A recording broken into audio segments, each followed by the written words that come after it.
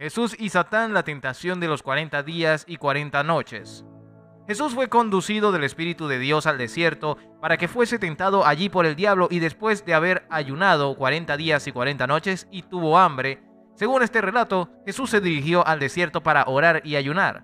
Hola y bienvenidos. Antes de comenzar esta travesía bíblica, te invitamos a dejarnos un gran me gusta y suscribirte a nuestro canal. Y también activar la campanita de notificaciones para que no te pierdas ninguno de nuestros próximos videos. Sin más nada que decir, podemos comenzar. Después de ser bautizado por Juan el Bautista, Jesús fue tentado por el diablo después de 40 días y noches de ayuno en el desierto de Judea. En ese momento Satanás se acercó a Jesús y trató de tentarlo. Jesús rechazó todas las tentaciones. Satanás se marchó y Jesús regresó a Galilea para comenzar su ministerio. Durante todo este tiempo de batalla espiritual, Jesús estuvo ayunando. El escritor de la epístola a los Hebreos también se refiere a que Jesús fue tentado en todo lo que nosotros somos, excepto sin pecado. El relato de Marcos es muy breve, limitándose a señalar el acontecimiento. Mateo y Lucas describen las tentaciones relatando los detalles de las conversaciones entre Jesús y Satanás, dado que los elementos que aparecen en Mateo y Lucas, pero no en Marcos, son en su mayoría pares de citas en lugar de una narración detallada. Muchos estudiosos creen que estos detalles adicionales se originan en la teórica la tentación de Cristo. No se menciona explícitamente en el Evangelio de Juan, pero en este Evangelio Jesús sí se refiere a que el diablo, el príncipe de este mundo, no tiene poder sobre él. En calendarios eclesiásticos de muchas denominaciones cristianas, los 40 días de ayuno de Jesús en el desierto de Judea se recuerdan durante el tiempo de Cuaresma, en el que muchos cristianos ayunan, rezan y dan limosna a los pobres.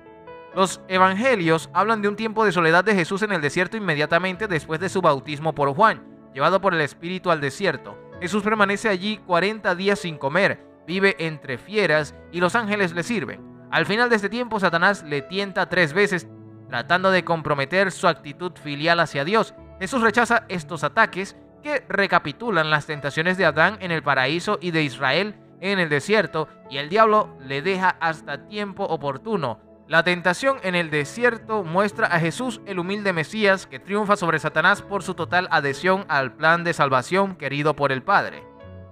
Jesús fue tentado como nosotros. En este patrón de pruebas Jesús no fue la excepción. Él fue al desierto sin nada que comer. Adán y Eva tenían todo cuanto necesitaban en el jardín del paraíso, pero comieron del fruto prohibido a raíz de la desobediencia, pues confiaron en ellos mismos antes que en Dios. Ellos fueron echados fuera del paraíso y conducidos al desierto. Jesús entró libremente al desierto para recuperar el paraíso para aquellos que lo perdieron. Jesús se niega a la comida para mostrar su dependencia en el pan del cielo, la palabra de Dios, que lo sostendría no solo en el hambre física, sino también en la hora de la tentación. Cuando Satanás tienta a Jesús a convertir las piedras en pan, Jesús le responde con las palabras de las Escrituras: no solo de pan vive el hombre, sino de toda palabra que sale de la boca de Dios. Cita de Deuteronomio 8:3, ver también en Mateo 4:4. Jerónimo, el gran maestro bíblico que vivió cerca del desierto de Judea en el año 347 al 420 después de Cristo, comenta sobre este pasaje. El Señor respondió de esta manera, pues era su propósito vencer al diablo con humildad y no con poder. La respuesta del Salvador indica que él fue tentado como hombre. No solo de pan vive el hombre, sino de toda palabra que sale de la boca de Dios. Así que si alguien no se alimenta de la palabra de Dios, no vivirá. ¿Dónde obtuvo Jesús la fuerza para sobrevivir las duras condiciones del desierto y la seducción del tentador? Se alimentó de la palabra de Dios y encontró fortaleza en hacer la voluntad de su Padre. Satanás va a tentarnos y hará lo mejor que pueda para que escojamos nuestra voluntad sobre la voluntad de Dios. Si él no puede hacer que renunciemos a nuestra fe o que pequemos mortalmente, entonces tratará de hacernos tomar decisiones que nos lleven poco a poco, lejos de lo que Dios quiere para nosotros. Jesús fue tentado como nosotros y venció al pecado no por su esfuerzo humano, sino por la gracia y la fuerza que su Padre le dio. Él tuvo que renunciar a su voluntad por la voluntad de su Padre. Él tuvo éxito porque quería agradar a su Padre y confiaba en que su Padre le daría la fuerza para superar los obstáculos que surgieron en el camino. Lucas dice que Jesús estaba lleno de Espíritu Santo. Cuando fue tentado por el diablo, Jesús no trató de luchar contra su adversario únicamente con su fuerza humana. Él confiaba en el poder que le daba el Espíritu Santo. Jesús vino para derrocar al maligno que nos tenía cautivos en el pecado y en el miedo a la muerte. Su obediencia a la voluntad de su Padre y su disposición a abrazar la cruz reservaron la maldición de la desobediencia de Adán. Su victoria sobre el pecado y la muerte ganaron para nosotros no solo el perdón de nuestros pecados, sino la adopción como hijos e hijas de Dios. Otras interpretaciones católicas. Tomada en el sentido de la incitación al mal, la tentación no puede referirse directamente a Dios o a Cristo. Por ejemplo, en Génesis 12:1, Dios tentó a Abraham, dijo tentando, las expresiones deben tomarse en el sentido de probar o intentar probar. Según Santiago, la fuente de las tentaciones del hombre es su propensión al mal, que es el resultado de la caída de Adán y que permanece en la naturaleza humana después de la regeneración bautismal.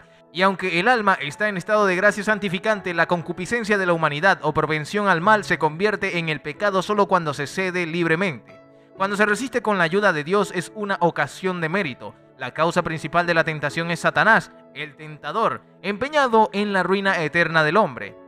En el Padre Nuestro, la cláusula "no nos dejes caer en la tentación" es una petición humilde y confiada para que Dios ayude a superar la tentación. La oración y la vigilancia son las principales armas contra la tentación. Dios no permite que el hombre sea tentado más allá de sus fuerzas como Adán.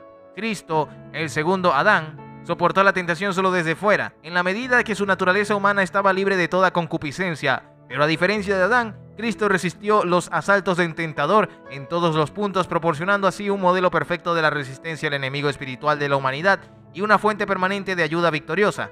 En los tres primeros evangelios, la narración de la tentación de Cristo se sitúa en conexión inmediata con su bautismo y luego con el comienzo de su ministerio público.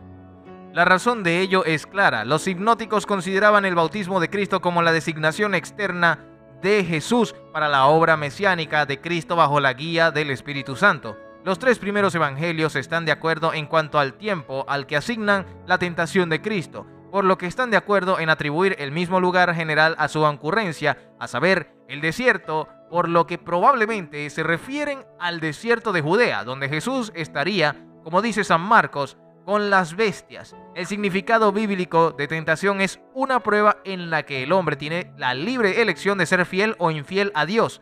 Satanás incitó a Jesús a desviarse del plan de su Padre, haciendo mal uso de su autoridad y privilegios. Jesús utilizó las Sagradas Escrituras para resistir a todas esas tentaciones. Cuando somos tentados, la solución hay que buscarla en la Biblia. En las tentaciones, según Benedicto XVI, Satanás trata de arrastrar a Jesús de un mesianismo de abnegación a un mesianismo de poder. En este periodo de desierto, Jesús está expuesto al peligro y es asaltado por la tentación y la seducción del maligno, que le propone un camino mesiánico distinto, alejado del plan de Dios, porque pasa por el poder, el éxito y la dominación en lugar del don total de sí mismo en la cruz. Esta es la alternativa: un mesianismo del poder del éxito o un mesianismo del amor del don de sí. Hemos llegado al final de esta increíble travesía. Antes de finalizar, te animamos a que te suscribas, dejes un gran me gusta y también actives la campanita de notificaciones para no perderte nada de nuestros próximos videos y contenidos. Gracias por ver el video hasta el final, un saludo y hasta la próxima.